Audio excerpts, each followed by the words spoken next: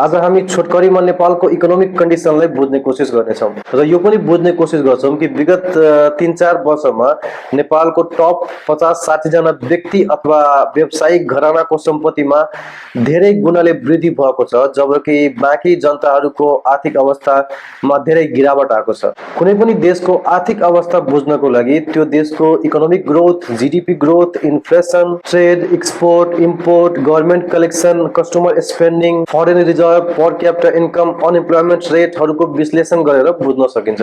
नेपालको केसमा 2023 को लागि एनएसओले गरेको इकोनोमिक ग्रोथ रेट फोरकास्ट 2.16% को रहेको छ, जबकि एडीबी र वर्ल्ड ब्याङ्कले 4.1% को देखाएको छ। जीडीपी ग्रोथ हेर्ने हो भने 1.86%, agriculture growth 2%, service growth 4 to 6%, current account deficit 4%, inflation 7.4%, foreign रिजर्भमा थोरै भए पनि इम्प्रुभमेन्ट देखिन्छ भने ट्रेड, एक्सपोर्ट, इम्पोर्ट धेरै नै प्रभावित भएको छ। रेमिटेन्सको डेटा हेर्ने भने त्यो पोजिटिभ छ भने कस्टमर स्पेन्डिङमा धेरै नै कमी आएको छ। 2022 को डेटाको अनुसार नेपाल वर्ल्ड मेजर इकोनोमीमा 99 स्थानमा आउँछ। अहिले डेटाहरूको डिटेल विश्लेषणतिर हामी नजाउँ, बरु कुनै अर्कै भिडियोमा म यसको डिटेल मतलबहरू, कम्पेरिजन, क्यालकुलेसन सबै डिटेलमा भनिदिन्छु।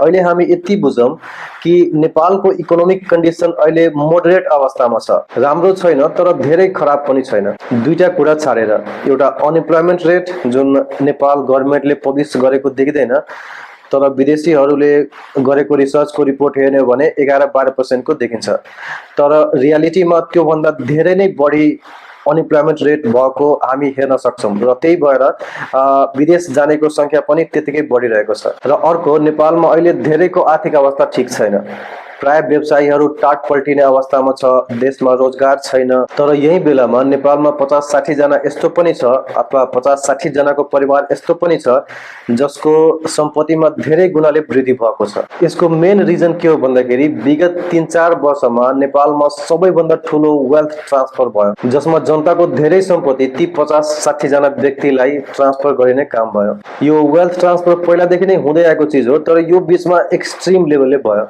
र यो वेल्थ ट्रान्सफरको लागि विभिन्न किसिमको वित्तीय संस्थाहरूको प्रयोग गरियो, जस्तै ब्याङ्क, इन्सुरेन्स, फिनान्स कम्पनीज, लघु वित्तीय इत्यादि। र नेपालमा प्राय यी सबै संस्थाहरू डाइरेक्टली अथवा इन्डाइरेक्टली तिनै 50-60 जना मान्छेहरूको कन्ट्रोलमा छ। यसको लागि के गर्यो भन्दाखेरि सबैभन्दा पहिला लोनलाई सरल बनाइयो र जनताको सबै सम्पत्ति कोलाटरलको रूपमा ब्याङ्कमा राख्न लगायो। लोनकै लागि धेरै इन्सुरेन्स पनि लिन लगाइयो, तर त्यो लोनको पैसा सरल तरिकाले युज गर्नको लागि देशमा व्यवसायको वातावरण सृजना गरिएन र केही वर्षपछि ब्याङ्कहरूले आफ्नो इन्टरनल पोलिसी र राष्ट्र ब्याङ्कले मोनेटरी पोलिसीको माध्यमबाट लोन टाइट गरिदियो। अब एक त व्यापार राम्रो छैन र अर्को टाइट पोलिसी भएको कारणले गर्दाखेरि धेरै मान्छेहरू लोन सडनली सेटल नगर्नु परोस् भनेर पेपरमा भए पनि आफ्नो व्यवसायलाई राम्रो देखाउन थाल्यो। त्यसको लागि मान्छेहरू बिल किन्न थाले, audit report, tax clearance certificate लिनमा खर्च बढ्यो, ब्याङ्क इम्प्लोइलाई मनाउनको लागि खर्च गर्न थाल्यो र लोन तिर्नकै लागि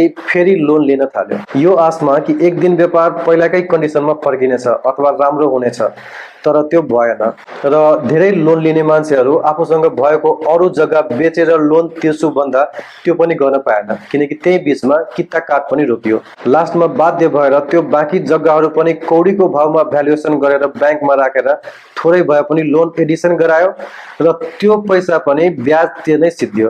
व्यापार थिएन तर ब्याङ्कको प्रेसर आइथ्यो, त्यसकारणले धेरै व्यापारीहरू गाउँघरबाट धेरै इन्ट्रेस्ट रेटमा चेक बाँटेर चाहे तमसुक बनाएर पैसा उठाउन थाल्यो र त्यो पैसा पनि ब्याङ्कको इन्ट्रेस्ट पेमेन्टमा जान थाल्यो। यो प्रोसेस रिपिट गर्दा गर्दै लास्टमा कुनै पनि अप्सन बाँकी रहेन, व्यवसाय डुब्यो, व्यापारी पनि डुब्यो, लोन डिफल्ट हुन थाल्यो। र यसमा धेरै लोन लिने मान्छेहरूको पनि गल्ती छ, किनकि धेरैलाई बिजनेसको बारेमा केही थाहा नहुँदा पनि अरूलाई देखेर लोन लिएर बिजनेस सुरु गर्यो। लोन मिसयुटिलाइजेसनको केस पनि त्यतिकै छ र त्यही बीचमा कोभिडको कारणले गर्दा पनि धेरै व्यवसायहरू बर्बाद भयो। मिसयुटिलाइजेसनको केसहरू, धेरैजना फर्स्ट जेनेरेसन व्यवसायी भएको कारणले पनि बिजनेस डुबाउन सक्ने डरहरू, यो सबै कुराहरू ती 50 जना व्यक्तिहरूलाई थाहा थियो, तैपनि तिनीहरू ढुक्क थियो किनकि उनीहरूलाई रिस्क थिएन। र धेरैजनालाई मिसकन्सेप्सन के थियो भन्दाखेरि लोन तिर्न सकेर भने ब्याङ्कले बढीमा कोलाटरल बेच्न सक्छ, तर धेरैलाई यो थाहा थिएन कि त्यो कोलाटरल कौडीको भावमा बेच्छ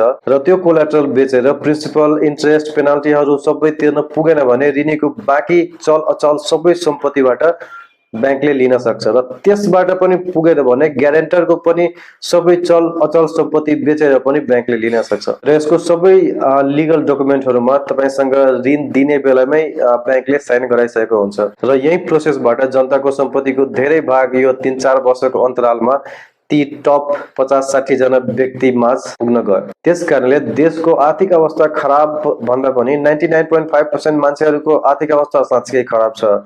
तर जुन बाँकी 0.5% मान्छेहरू छ तिनीहरूको लागि स्वर्ण युग चलिरहेको छ। नेपालको पर क्यापिटा इन्कम हेर्नुभयो भने त्यो बढ्दो क्रममा छ।